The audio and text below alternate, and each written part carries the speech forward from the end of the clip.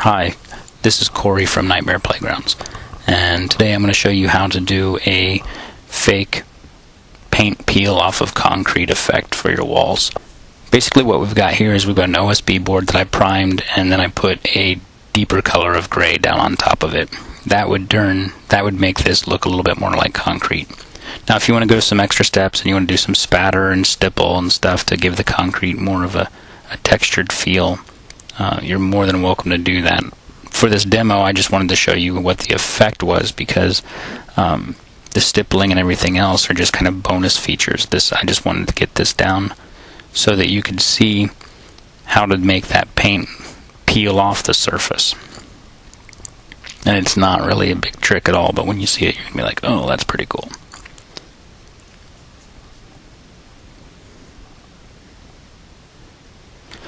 So basically I'm using a regular kind of masking tape, and I just want to mask off the center of this. I don't really care if there's bleed on the outside edges, because I'm going to go in and with a stipple pattern break that up anyway.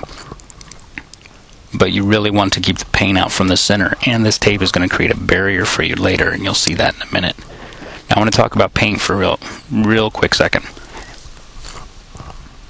There's different types of paint that you can get. Oops paint is a really wonderful thing. However, sometimes you're going to get a high gloss or a semi-gloss paint. Most times you don't want to use like a semi-gloss or a high gloss, because if you have any kind of lighting bouncing off that wall, it's going to do a bright spot. It's going to be reflected.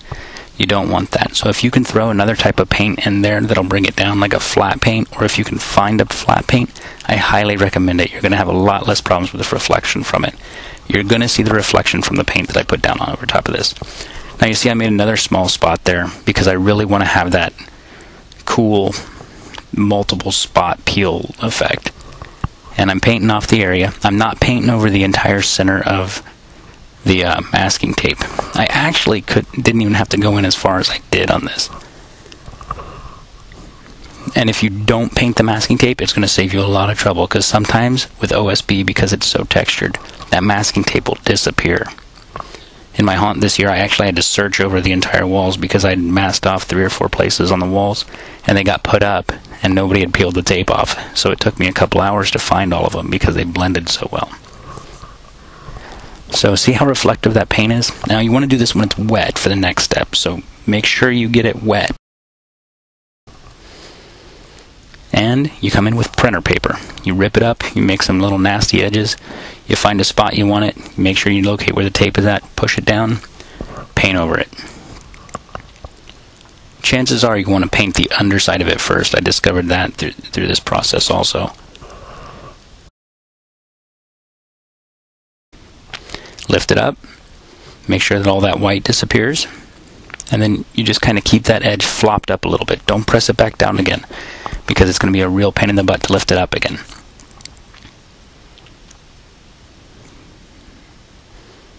See me doing a couple more layers.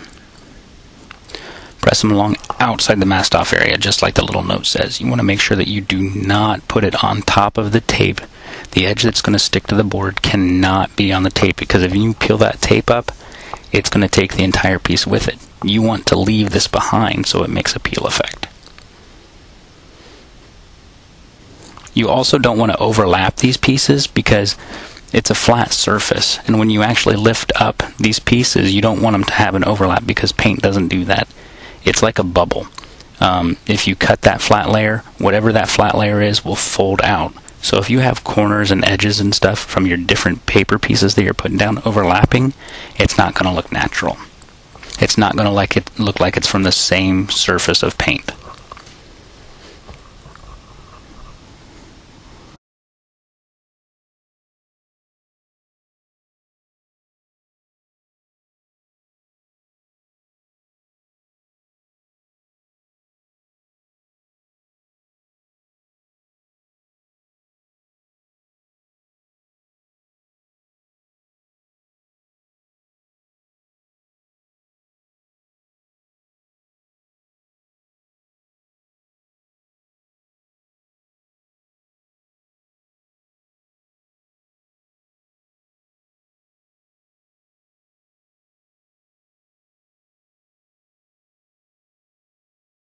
So you can see the way the paint peels up is hanging off, just like peeling paint will.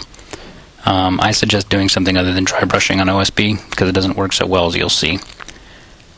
I also want to give a huge thanks to Deathworkz. They really helped me prep for the CalHaunts Norcal class that we did, and they are an awesome group to work with. Hope you enjoyed the lesson, and I hope this helps you in your haunt.